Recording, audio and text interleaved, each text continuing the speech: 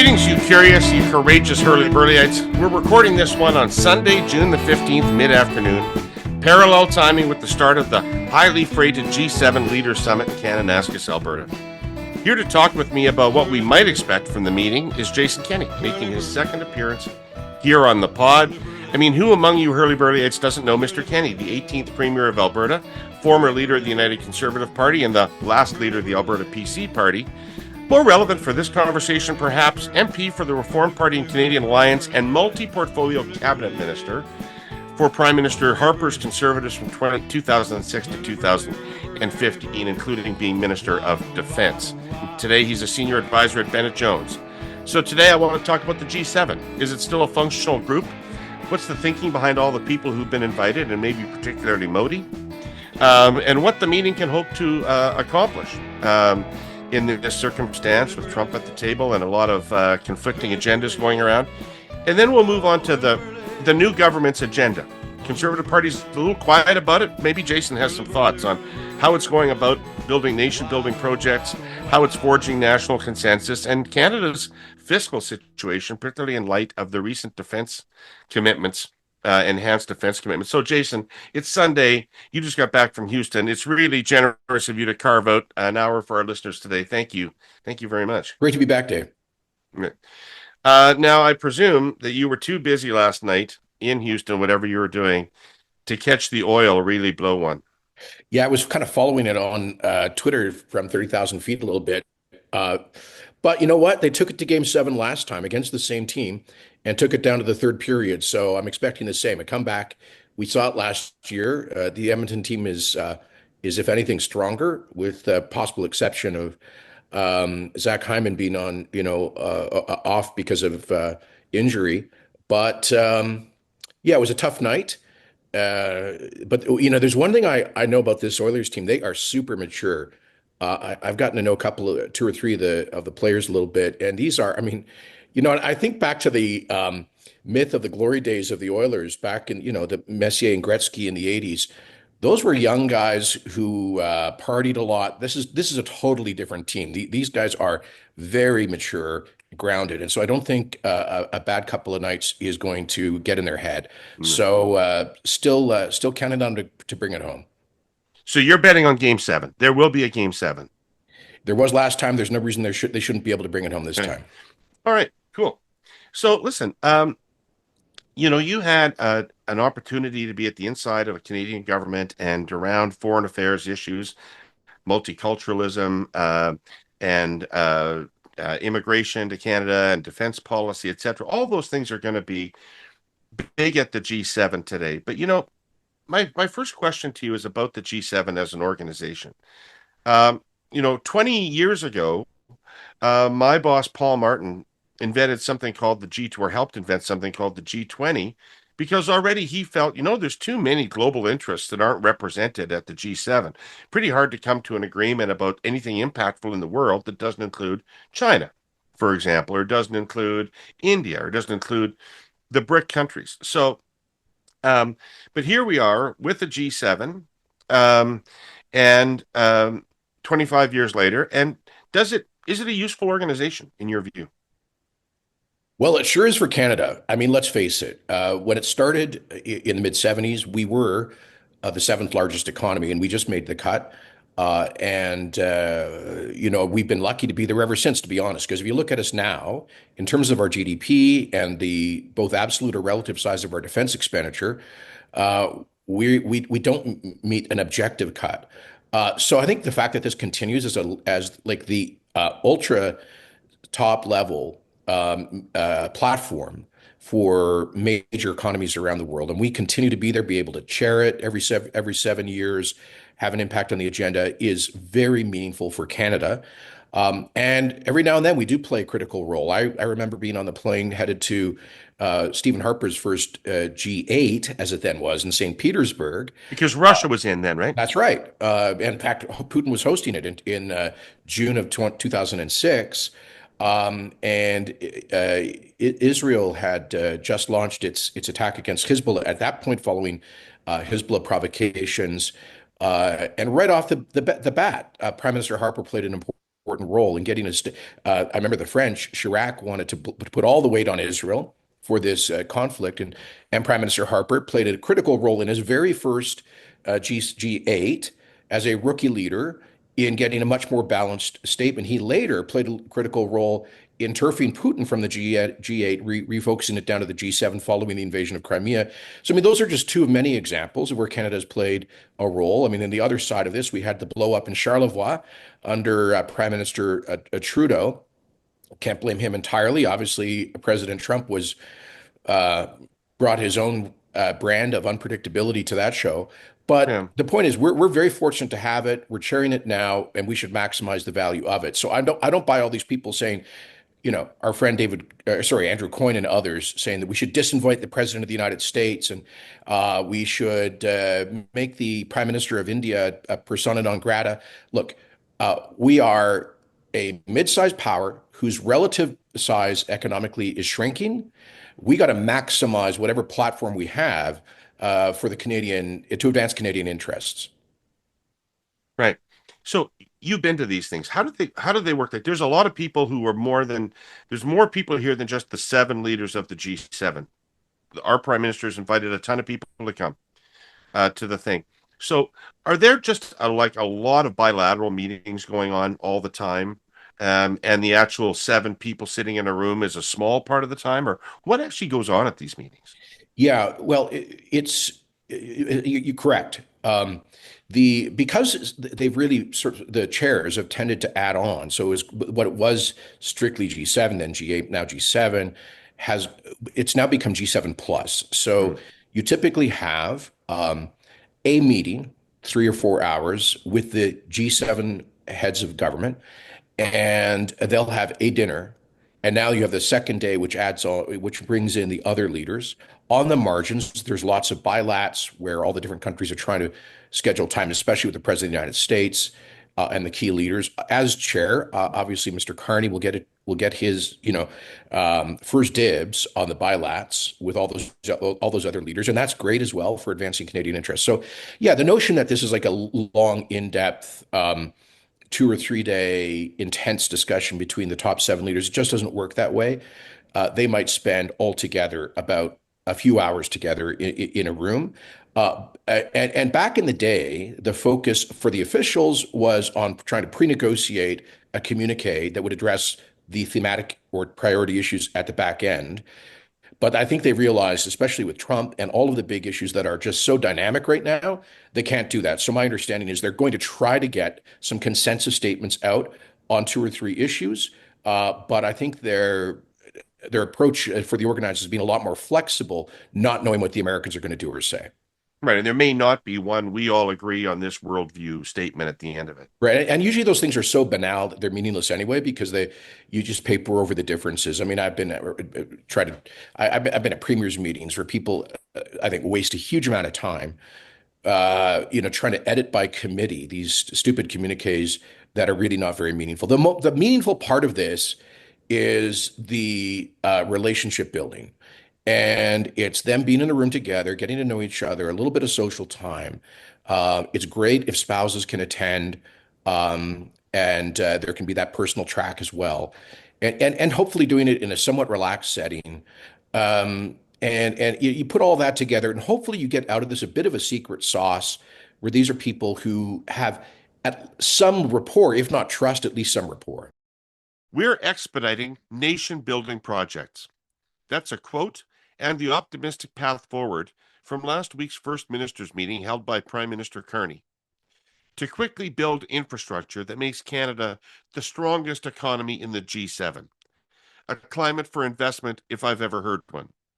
The presenting sponsor of this podcast, Telus, is doing more than applauding the ambition from the sideline.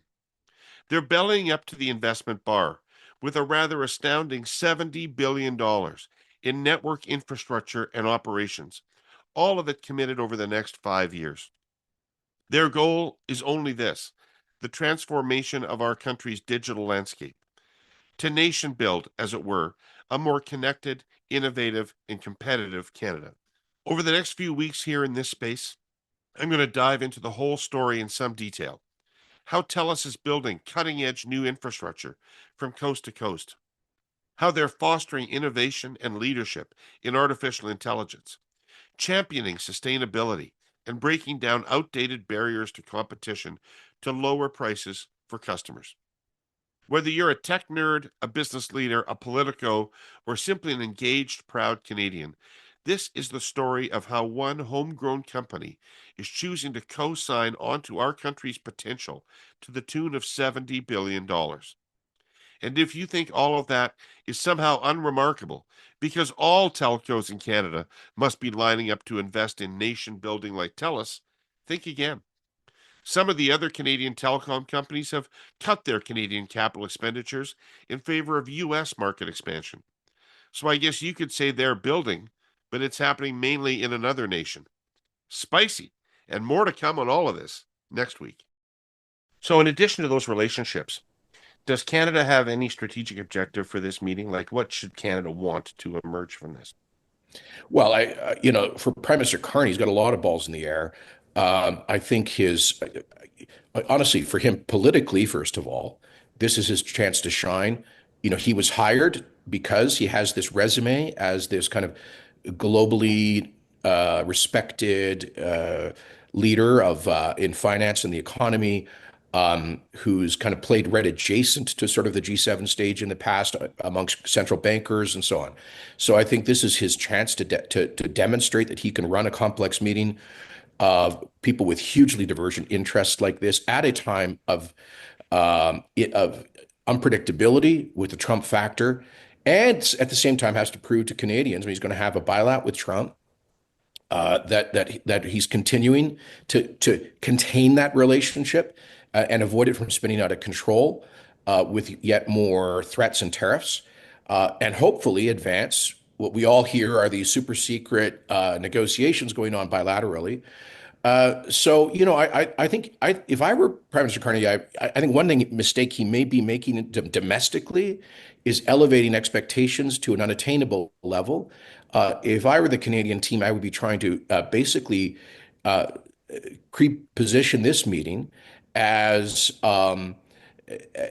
with low expectations and hopefully exceed those. So avoid any blow-ups, avoid a Charlevoix incident, and hopefully get a consensus on some of the big issues happening right now, vis-a-vis Iran, for example, global trade, and international security. Yeah. So I know that you are a big fan of realpolitik as opposed to virtue signaling when it comes to foreign affairs and these kinds of things. So I presume you think it was wise to invite Modi.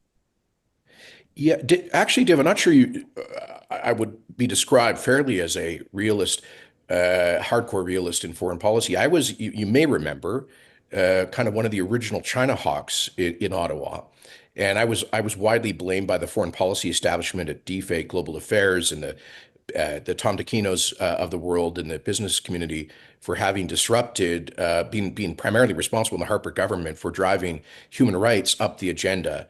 Because I really did believe that Canada had, been unbelievably naive about our relationship with China. We had exercised willful blindness in looking away from industrial espionage, gross human rights violations, slave labor, huge unfair trading practices, et cetera. So, I've actually been somebody I think a little more weighted on the values Fair enough. Yeah, that's good. Thank you side. for the reminder. Thank you. Yeah, no, but having said that, I never advocated that we sort of abandon our relationship with China or regimes with which we have fundamental disagreements on values. Here's my view on India. Um, i- in a world where China is this huge rising economic power with a clear agenda of strategic aggression and expansion, which is undergoing the largest military expansion in human history, uh, which has clear designs on taking control of a neighboring democracy, Taiwan, and becoming the dominant power in the entire South China Sea, which we could go on about the problems emanating from China. Yeah.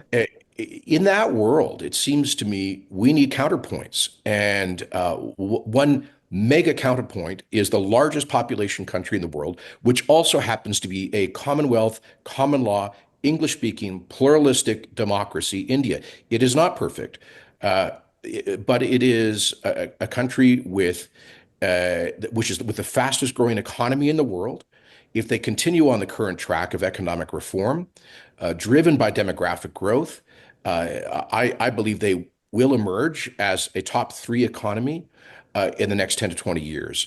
And I think we need to be there. Now, Canada made a huge, I believe, a huge strategic mistake in downgrading our relations with India in the mid 70s.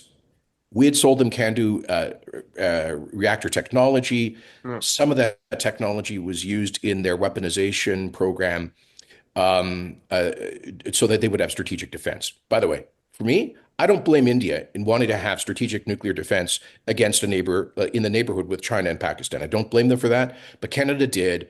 And then we further downgraded that relationship when they did some testing in 1994 under the Chrétien government. And basically, we went through like 25 years of a really thin relationship with no meaningful trade relations with this rising power. And, one of the great achievements of Prime Minister Harper's foreign policy was resetting the relationship with India, signing a nuclear cooperation agreement, and making real progress on trade and investment. I don't want us to lose that. The allegations that are before courts in Canada are very serious. But, David, the government of Canada has said they have no evidence tying the leadership of India to the apparent assassination that happened in British Columbia 3 years ago. Our charges have been laid against three foreign nationals in Canada, and apparently there will be a Canada-India intelligence sharing agreement of some sort signed at the bilab between Modi and Carney at the margins of the G7. So I think all of those things should continue on one Mhm. track, and it should not prevent us from engaging the largest country in the world with the fastest growing economy. To the contrary, I think we need to double down in the relationship with India. I think it has to be principled. We have to make it clear that neither they nor anybody can uh, sponsor or be involved in illegal activities in Canada. But the Americans have done this. They show us they can walk and chew gum at the same time. The evidence that there may have been Indian government officials involved in these operations actually has come out of a New Jersey court based on a murder plot that occurred in the United States. That hasn't stopped the Americans from continuing to engage the Modi government. Right, right. So, um, what you're really saying is that we need India as a bulwark against China. And so you're envisioning a world of spheres of influence, are you? Well, yes, you can put it that way, and India certainly, all of modern India has always sought to uh, maintain its independence as a non-aligned power between the sort of the Soviet bloc and the Western bloc. China is clearly an adversary of theirs. I don't think it's helpful that, and by the way, I've always been very much in favor of a strong relationship with India, and yet I am concerned that their non-aligned tradition, which has meant they've always had friendly relations with Moscow, has led them implicitly to providing economic support to Russia during its war against Ukraine. The single largest market for Russian oil now is India, and they've made a fortune out of this because they have to sell because of the sanctions on Russian oil sales. They end up selling it at under market prices to Indian refineries, um, and that those Indian refineries upgrade the product and then resell it at huge margins. And I just think this is cynical. So I hope I think one of the advantages of the G7, it's a place to discuss issues like that, which is if we're all in this for global peace and security, then why are you guys helping to finance Putin's war machine? And I think that's why you need to invite people like Modi so you can have tough talk moments like that. Right. Okay. So speaking of tough talk and meetings, let's move domestically to Canada. And And the first ministers meeting that happened a week ago or so in the country where um, I'm interested, sometimes the very first ministers meeting of a new government is a love in and everybody gets along super well. But in this particular case, there was a lot of reason to think it might be more acrimonious than that. Not everybody around the table was a political friend, and there were some very difficult issues on the table. And I'm interested in your take on how that meeting went, because despite the fact that what the conservatives call the No New Pipelines Act, and I call it that because I don't remember the number of it. And I'm the guy who came up with that, by the way. Okay, excellent. There you go. There you go. No New Pipelines Act or the tanker ban. Um, Smith and Moe seemed happy coming out of the meeting. Everybody seemed happy coming out of the meeting. Um, and seemed to be agreement that there are a bunch of projects that are in the national interest that we need to get done. What are you thinking as you watch all that go down? Yeah, I think it's encouraging, and I commend those two premiers who have been quite appropriately vocal about um, defending the province's interests in trying to find solutions and reset the relationship with Ottawa with a new prime minister and a new government. Uh, and There was lots of good vibes. I just hope it gets turned into real concrete action. And I mean, the same goes for, by the way, the energy industry. Prime What Minister makes you Carney. skeptical? What makes you skeptical? Well, what makes me skeptical is, first of all, personnel is policy, right? And uh, so the Prime Minister has appointed a chief of staff, a principal secretary, a clerk of the Privy Council, a minister of finance, and a minister of industry, all of whom come from Quebec Inc., not just the province of Quebec. I love Quebecers. Je parle français. I've long seen Quebec as a natural ally for Alberta. But that is to say that almost all of the key positions, central positions in the government around the prime minister, are coming from a province which is the least friendly historically to Canadian oil and gas and pipelines. That is a point of concern. I know that, David Lametti, who's going to be principal secretary, was in the Trudeau government an ally of Stephen Guilbeault in his dogmatic hostility to the Canadian energy industry. The fact that Stephen Guilbeault is back in his cabinet is appalling. Guilbeault, I mean, look, David, this is a guy who was arrested for crawling on the roof of the Premier of Alberta, Ralph Klein, in a Greenpeace stunt to install solar panels. Terrified Colleen Klein, the Premier's wife, she had to call in the police. Could you imagine? Could you imagine a conservative government appointing some Yahoo from Alberta who had climbed on the roof of the Premier of Quebec and was arrested? Who's made it like a religious cause to shut down, let's say, the Quebec aviation industry? It's nuts. It would never happen, particularly in a moment where there might be like a talk of a referendum in Quebec. So this is a very strange, okay, so we end up with one junior minister from Edmonton.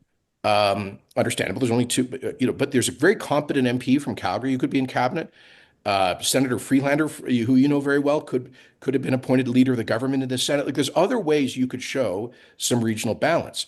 Or Right. how about some actual policy moves here? How about saying that yes, the we're going to choose one, either an emissions cap, a more flexible one, or the industrial carbon tax, but we're not going to both tax and regulate you to a point where you cannot increase production. All this talk about pipelines is pointless unless there are some policy changes that signal to the industry that they can take the risk of spending billions or tens of billions of dollars on new greenfield development. So, I mean, those are the kind of concrete things that we've got to see here to show that the good vibes are more than just feelings.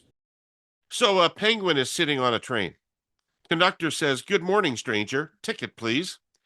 Penguin says, "I'm actually not here as a passenger. I've been looking for my brother, and I'm told he takes this train to work. I'm wondering if anyone's seen him."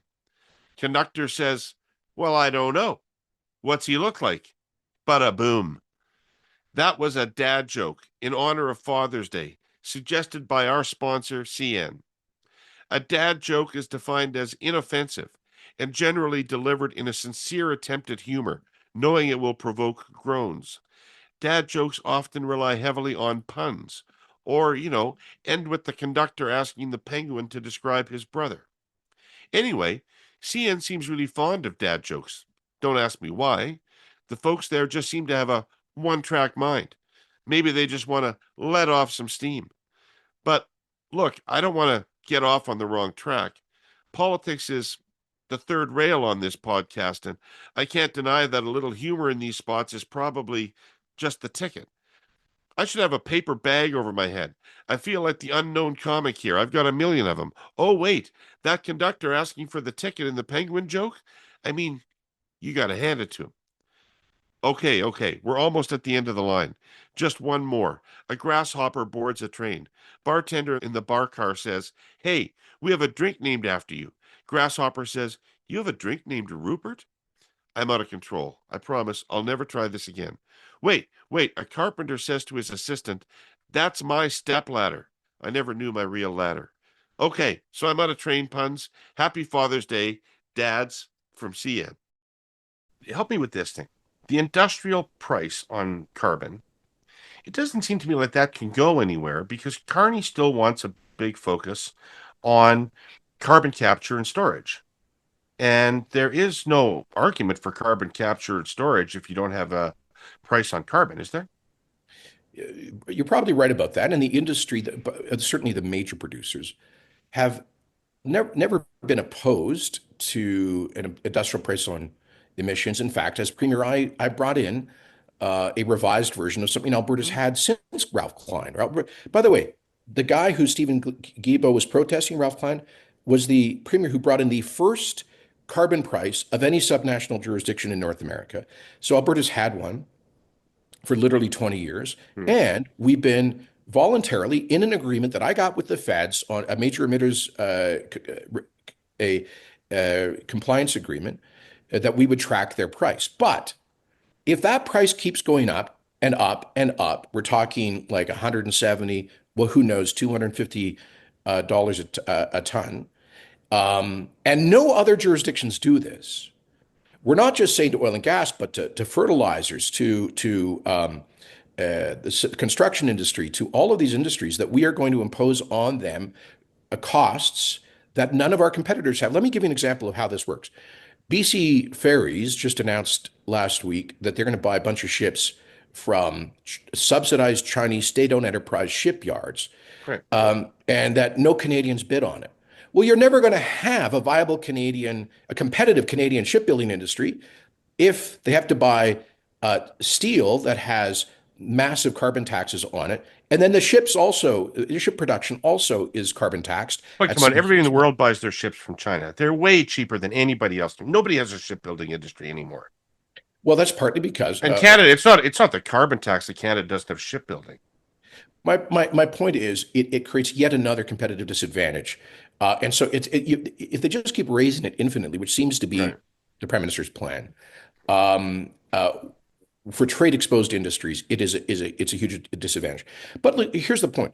That plus the emissions cap as a regulatory policy, Right. plus the more rigorous methane emissions that they want to impose on us. Even though, by the way, when I went to Washington as premier, the Americans are like, "How are you guys so effective at reducing emissions?" The answer is because Alberta is very smart about because we've been regulating oil and gas intelligently for like 70 years. We know how to do that in cooperation with the company. So my point is pick a lane here and show one or two things that demonstrate there is a future for Canadian oil and gas. Okay, can I ask you, is the global energy transition movement over, Jason? Like, is this all bullshit now and we don't have to worry about it? Or is it still true that if Canada wants to be selling oil in 20 years, it will have to be lower emissions than the other oil that's on the market, or people won't be buying it? No, I don't think the latter part of that is true. I think Okay. Okay. we should show credible efforts reducing carbon intensity in the oil we produce. It's always going to be a bit higher because it's heavy crude, but the world is in any realistic midterm future, the world is going to need heavy crude. And it's either us, or by the way, when it comes to heavy crude, it's either us or Venezuela or Iran. I don't think that's a difficult choice. I think that's an IQ test. So, and our producers are committed to, they've reduced carbon intensity by 30%. They're committed to keep doing it with the right policy setting.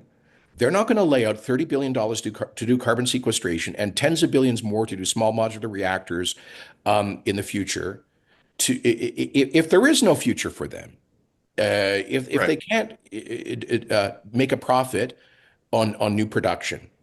And so these things are tied together. I think that the prime minister has that conceptually clearly in his mind, but it has to work commercially. Right. Okay.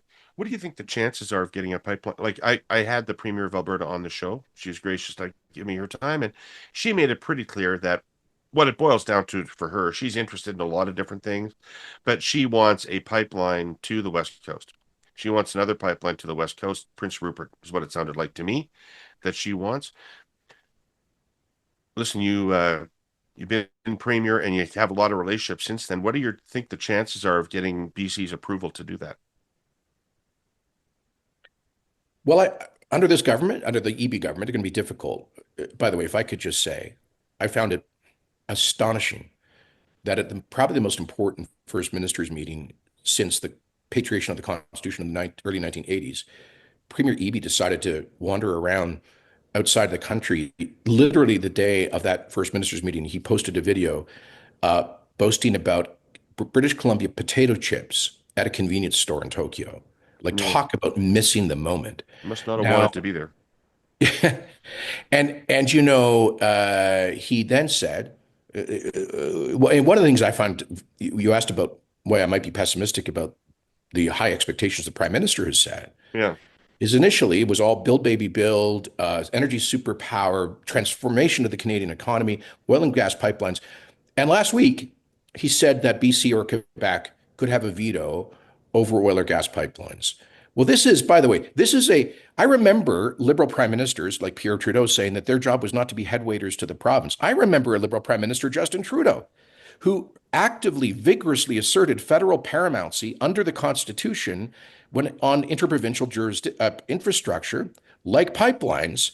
In fact, he took BC to court on that, on the NDP's effort through legislation to stop the Trans Mountain expansion, and won unanimously at both the BC Appeal Court and the Supreme Court of Canada, which clearly reasserted that under sections under the British North America Act, that the federal government regulates interprovincial infrastructure. So when Prime Minister Carney flips on that and says, no, the Constitution doesn't matter, the decision of the Supreme Court of Canada doesn't matter, we're going to let one faction of one party, that is the Green faction of the NDP, which now controls it, Hmm.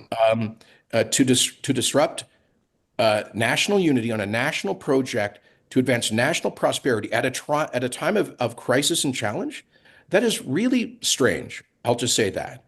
So maybe he has some superpower that we don't know about, that he's going to say that publicly, but manage to work out an agreement with Premier Eby. I don't know. All I can say is that we seem already to have lost the Team Canada elbows up intensity that we had, say, 10 weeks ago, where Premier Eby actually did then indicate an openness to projects like this. All right, listeners. Good news. For us here at Air Quotes, at least, Fidelity Investments Canada is returning as a sponsor.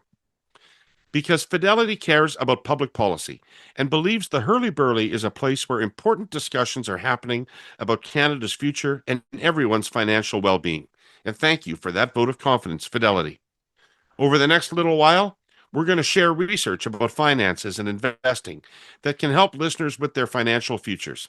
And yes, Canada's financial future too. So who is Fidelity Investments Canada? For over 38 years, Fidelity Canada has been supporting Canadians in achieving their financial dreams, which is why 2 million Canadian retail customers choose Fidelity for long-term investment performance to meet their financial goals. On top of that, Canadian pension funds, employers, Indigenous groups, unions, and other institutions choose Fidelity to protect and grow their assets. Because for Fidelity, performance is key. Fidelity is involved in the community as well, with over 18 employer awards in 2024. They've supported nearly 2,000 charities across the country since 1987. Next week in the space, some fresh insights from Fidelity on what Canadians think and feel about the market. I just got to say, said this to Premier Smith as well. And tell me if I'm wrong. There were three conservative leaders during the course when Energy East was a live proposition. Prime Minister Stephen Harper, Andrew Scheer, and Aaron O'Toole were all leaders of the Conservative Party at the time when Energy East was a live proposition. And if it was the position of any of those people that Energy East should be built over the objections of the Quebec government, I never heard any of those people say that.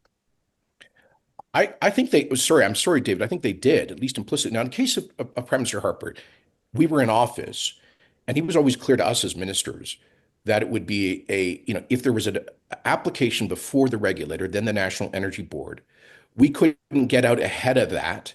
It would prejudice the independence of the quasi-judicial regulatory authority, in that case, the NEB, to get out ahead of that and say that this will be approved. So we had to respect the legal process. As you know, there was a huge screw up, which violated the integrity of the panel on the Energy East when TransCanada had one of their lobbyists meeting with panelists. So they had to start all over, and that helped to drive the process out of control. But then the Trudeau government brought in a new regulatory framework which said that the company had to be responsible for emissions notionally associated with the upstream production of the oil and the downstream consumption of it. And they said, "What? How the heck do we take accountability of that for that?"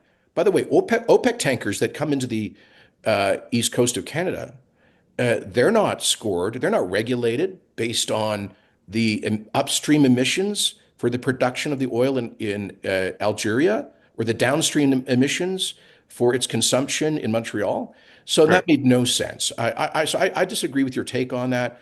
And certainly Mr. Poilievre has been clear that federal paramountcy would override provincial objections to something like Energy East.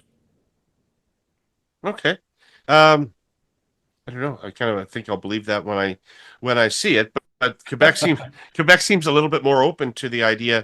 idea anyway, and maybe they're getting a little bit more realistic about Well, by the way, what that their would be one of energy my mix is. messages. That would be Yeah. one message I have to the people who are playing with this idea of Alberta separation, which is sometimes we should take yes for an answer. Like we're winning the argument right now. And you see this in the polling across Canada, where there's like super majorities for gas pipelines, large majorities for oil pipelines, including in Quebec. There was I think, underreported inflection point in Quebec about a month ago. The candidates for the Quebec Liberal leadership were on a stage, and was it five of them agreed that Quebec should lift its ban on gas exploration, should pursue LNG exports, and should be open to an oil pipeline.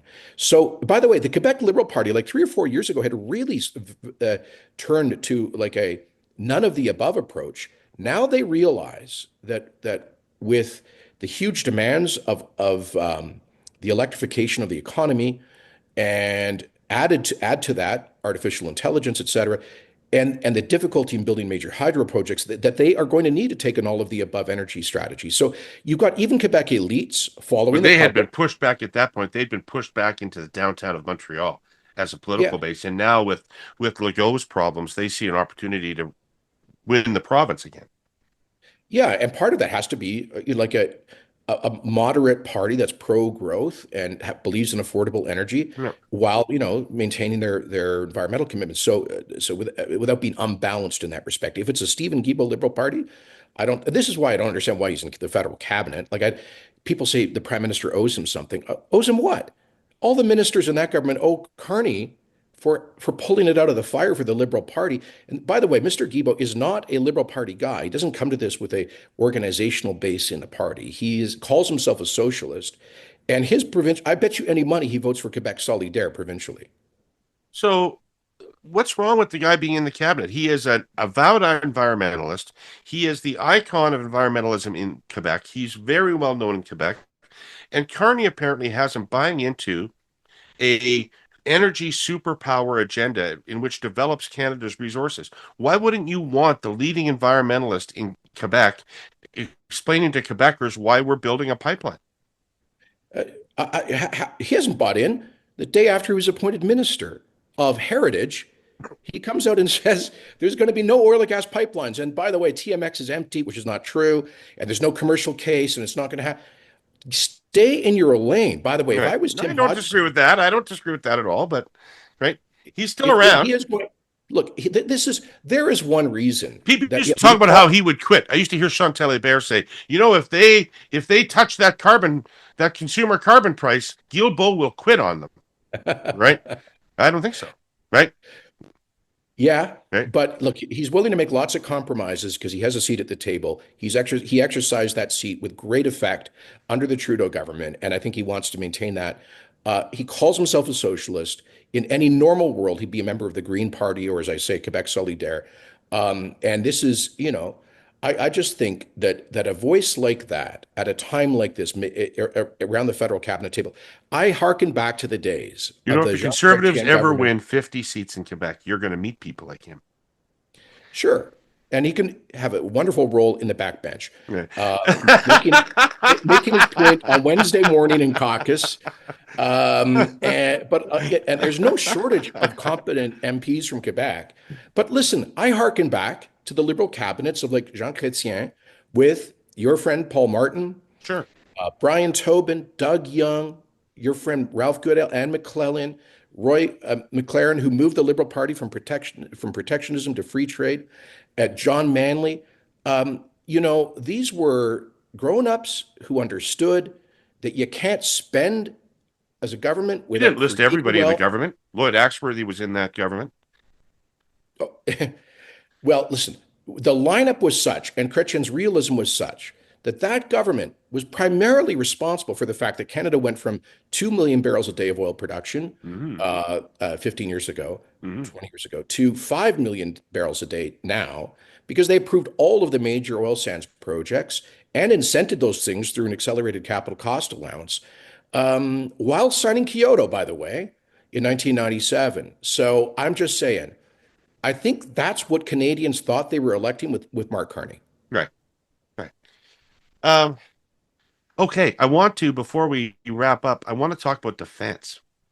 And I've had a few conversations on this show about defense. I've had defense experts on, Dave Perry and some other folks talk about what the needs of Canada might be. Um, and there's so much going on in this area now because, for a long time, the issue was, is Canada going to meet its 2% target? Now the target looks like it's moving to 3.5 or 5, depending on how you define it. Is Canada going to keep up in that arms race? Well, the Prime Minister substantially um, uh, moved that file forward last week when he said, well, we're just going to flat out hit 2% this year, which is 5 years earlier than had previously been forecast by the government. I presume that's going to be debt financed. Um, and so on that assumption, is this a good idea? Well, it's an essential idea. And let's face it, he's also going to play some accounting gimmicks by moving the Coast Guard over there, which is fine, legit. Um, Everybody else apparently has the Coast Guard. exactly. So why again? We're typical of Canada being Boy Scouts on this stuff. So yeah, let's be as creative as we credibly can be on the accounting side. Um, I'm really glad he did this and showed some adroitness on it. Take it off the table as a totally legitimate American beef against us, which has been, by the way, long before Donald Trump. And give Trump credit where it's due. He has been on his America's allies quite legitimately since 2016 for making American taxpayers pay most of the freight when it comes to NATO's common defense. So this is great. I think it's going to be really hard to implement. I've been a defense minister, and it's incredibly frustrating to go to finance, fight like hell to get a small increase, and then find at the end of the year that DND lapses 20% of it. And that show has been going on now for, like, as far as I can remember, 15 or 20 years. Yeah. DND almost every year has lapsed. which like means just so 10, people understand that they did not spend their allotment, yeah, right? And so they 10 to returned 20% of money their to the budget. government at the end of the year. 10 to Yeah. 20% of their budget year after year. Now, part of that is the massive dysfunction in the procurement system in Canada. So, look, those are things that they're going to have to fix in a hurry. Now, there's some, he's obviously going to do some things where just you could automatically increase the actual spend legitimately with the pay increase, which will help with recruitment and retention. Retention is really important, by the way. We've been losing huge numbers of our most experienced senior officers who have been demoralized, not just on pay, but the equipment falling out of maintenance and like roughly half of their kit being unusable right now. So yeah, this is I think is Yeah, good. it's sort of him or somebody made that case this week that it isn't just about buying new shit. It's the stuff we have doesn't work. Yeah. Yeah. So and it's I mean, what one of our four submarines is operational. At any given time, something like half of our fighter jets are operational. So this is a there is a equipment maintenance crisis in the military. They're going to have to step up. That means hiring a lot of and training a lot of very advanced mechanics and the IT work as well, which is critically important. So listen, I'm glad that's happened now because we have a moment when it can be done politically given the geopolitical context, given the Trump pressure, I think Canadians or most Canadians get it, and it'd be much easier for a Liberal government in particular to justify this at this moment. To what end, Jason? Are we doing this because so that we can say we pull our fair share, carry our load around the table? Or is there actually some tangible defense purpose that we can be essential for? Or is this just virtue signaling, as people would say? Well, let's be honest. It's if we want the benefit of living under the American security umbrella, being part of NATO, uh, then it's not optional. We just have to pay our dues. And it's almost like paying insurance. Like you could ask yourself, is it virtue signaling to pay insurance on your house? No, it's prudent because sometimes fires happen and history happens, by the way. We have learned with Russia's invasion of Ukraine and everything else that's going on that contra Francis Fukuyama, we have not lived through the end of history. And and when you say virtue signaling, look, there is a values dimension to this. We we have always stepped up and played an oversized role when it comes to major global conflicts uh, because it's the right thing to do. And we have to be willing to put our shoulder to the wheel. By the way, I just think you call it, I wouldn't call it virtue signaling. How about patriotism? How about some self-respect and pride? For those on the, particularly on the Canadian left, to get their elbows up and get out their Canadian flags and, proclaim our independence and our sovereignty from the United States. That's great. Wonderful. I'm with you. But it is totally hypocritical to do that while expecting the United States to continue to defend us implicitly. So it's the least we can do to still have the huge advantage of living under the American security umbrella. Now we talk a lot about Arctic sovereignty now, which we have to exercise. That means meaningful investments up there. But let's face it, at the end of the day, we're going to need a continued partnership with the Americans to maintain our Arctic sovereignty. That means paying the price. Right. My understanding is, and I bet you're pretty expert in this, my understanding is that some countries, and notably the United States, do a much better job of integrating defense policy and industrial policy, do a much better job of using defense expenditures as a driver of their economy. Um, do is there something in the North that allows that juxtaposition? I hear Wab Kinew and other people, for instance, talking about the Port of Churchill. Now, I presume that climate change is making the Port of Churchill a little bit more open every year. But I also presume that icebreakers, which we need if we're going to defend that territory against China and Russia, Yeah, could also probably keep the Port of Churchill open, right. And right? that's why. But so the answer is yes.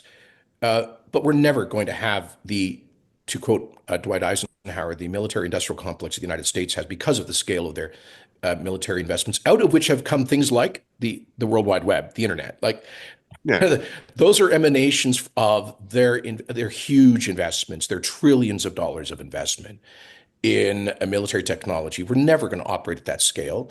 So Yeah. we have to be selective about it. And you've just identified one area where we have been selective, which is the shipbuilding program launched by the Harper government, which includes domestic production of those icebreakers that are going to come out. And there's some good kit that's going to come out of that program. I would argue, though, David, I'm sorry, going to be a little off the moment here in saying, yes, we should pursue a domestic development where it's feasible and affordable, but we need some stuff right away. And if in some cases that means buying systems off the shelf and getting good enough for our military as opposed to waiting 10 or 20 years Right. to hopefully finally get some Canadian production of key military systems. I think we need to take a balanced approach here. Like, the shipbuilding is a good example. We could have bought hulls from the South Koreans, had the Brits kit them out based on their new frigate program, and probably have had new frigates or new destroyers operational by now. We still don't have that with the shipbuilding program that was announced 18 years ago. So I think we have to be hard-headed about this, especially as we try to become somewhat less dependent on American defense systems. Right. And do you think that's a good idea, by the way? And where would you land on the plane purchase? Yeah, well, we're locked in to the first tranche of the F-35s. I think, by the way, for the skeptics about that platform, the Israelis are proving them wrong right now. The Israelis have done some modifications. Can I just say, as an aside, they've done some modifications on their F-35s to add fueling tanks to them, which people didn't think was possible, which are allowing them to operate over the skies of Iran right now. So the F-35 is proving itself as a incredibly lethal platform. So it's interoperable with most of our NATO allies. So I think walking away from the 35 would involve massive cancellation costs. It would be devastating for the aerospace industry in Canada that's tied in to industrial regional benefits, et cetera. Now, having said that, if this kind of, if the Trump approach continues, let's say we have another MAGA administration 3.5 years from now that is continuing to say that the Americans will sell fighter jets in the future with less capacity to their allies, as he said, then I think we may want to look at, if we're really going to amp up our defense budget, a supplementary fleet of European fighters like the Swedish Gripens or something like that, not instead of, but in addition to the F-35. That would be expensive. So we'll always have something that works? That's, I guess, what I'm saying. Like certainly 10 weeks ago, when we had the President of the United States effectively directly threatening Canadian sovereignty, Yeah. I thought that was prudent. But if Prime Minister Carney can get an agreement from President Trump that clearly respects Canadian sovereignty, then I think we can proceed with confidence as a trusted defense partner of the United States. So somebody told me that this whole kill switch business is bullshit, that the real issue is software upgrades, and that Exactly. if you're a Tesla or anything like that, these things are computers on wheels. The planes are the same things, and so the technology will continue to be upgraded through software updates. And if the manufacturer is not providing you with software updates, your machine is going to be out of date. Yeah, not just software updates, but parts as well. Right. For national security reasons, our purchase agreement on the F-35 with the Americans, by the way, the agreement is with the government of the United States, Yeah. they acting as a kind of agent on behalf of the production companies. But they do that partly to control patented parts. So yeah, they could shut down a foreign fleet if they wanted to in a hurry. So yeah, no, we have to understand that there is notionally that point of vulnerability. But look, we're locked into the F-35 at this point. We got to build a whole maintenance apparatus around that, including in landing strips up north. So we're committed, and I just think that long run it might be prudent to consider other platforms. The notion, though, that we're going to completely disentangle from procurement from U.S. suppliers on military systems it's just not feasible. It's just not possible.